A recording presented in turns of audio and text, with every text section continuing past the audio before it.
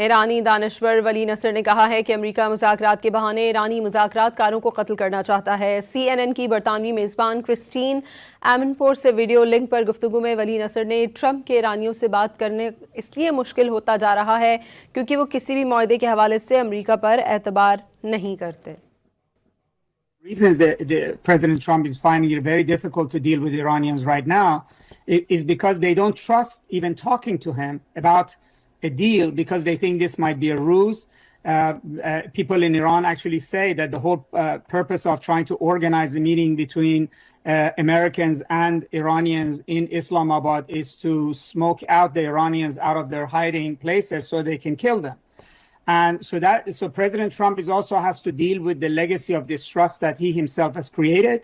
And also the Iranians are asking for guarantees because they signed the deal with the United States in 2015. He pocketed the gains that the United States got out of that deal, came out of that deal. The Iranians want to make sure that if they sign a deal now, 3 months from now, he will not go out of the deal again.